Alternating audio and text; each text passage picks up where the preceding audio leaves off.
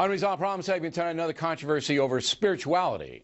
Ever since George Washington, presidents have sworn on the Bible that they will protect the country during their inaugurations. Preserve, protect, and defend the Constitution of the United States. Preserve, protect, and defend the Constitution of the United States. So help you God? So help me God. Now, the only exceptions to using the Bible were John Quincy Adams in 1825 and Teddy Roosevelt in 1901 after the assassination of President McKinley. TR used the Bible in his second inauguration. But now there's a move to remove the Bible from the inauguration ceremony permanently.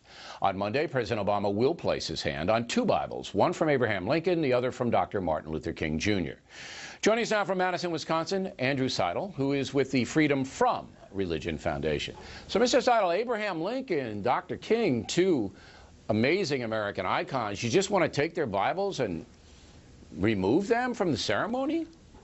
Well, I much prefer Dr. King's writing on the letter from the Birmingham jail, where he actually talks about the white church standing on the sideline mouthing trivialities and pious irrelevancies while he does the actual work of fighting for the civil rights movement. But the Bible you itself, must know that Dr. King invoked God in almost every speech he ever made. And yes, but the Article 2, Section 1 of the Constitution, which lays out the oath, does not say anything about the words "so help me God." It says, "I will preserve to the best of my ability, preserve, protect, and defend the Constitution of the United States." Period. And it's kind do you of know why ironic George that the president Washington is going to amend that in the middle of it.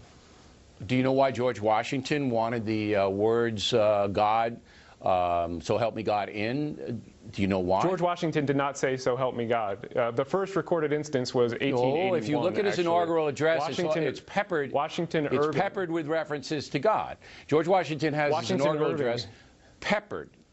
Go ahead. Washington Irving was the person who started the myth that George Washington said, "so help me God," at the end of his oath. And actually, the French foreign minister was standing right next to Washington. It wasn't "so help me God." And it wasn't said. You know, he didn't say, "so help me God." That's correct. Do you know why? Do you know why Washington peppered his inaugural address with the word God?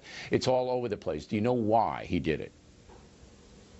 I don't know that that's actually true. I haven't read his inaugural address lately. Well, you should. I would have to. And the reason he did, well, let me tell you why, and then you can respond, all right? He did it because the founding fathers, all right, in the Declaration of Independence, all right, based the Constitution not our founding document, inherent rights from God. All right. That's why he did it. The Constitution is entirely when you get to heaven, you can argue with George Washington. All right, so the Constitution is an entirely secular document. It doesn't mention God. It doesn't mention Jesus. It's based on the Declaration of Independence. So help me God. It's most Constitution, certainly not. as you probably know, is even in pretty striking that it doesn't mention. It isn't striking, Mr. Seidel. You don't know your history. You just don't know your history, and I do. I know you would, but you're wrong. The Declaration of Independence set up the Constitution, okay?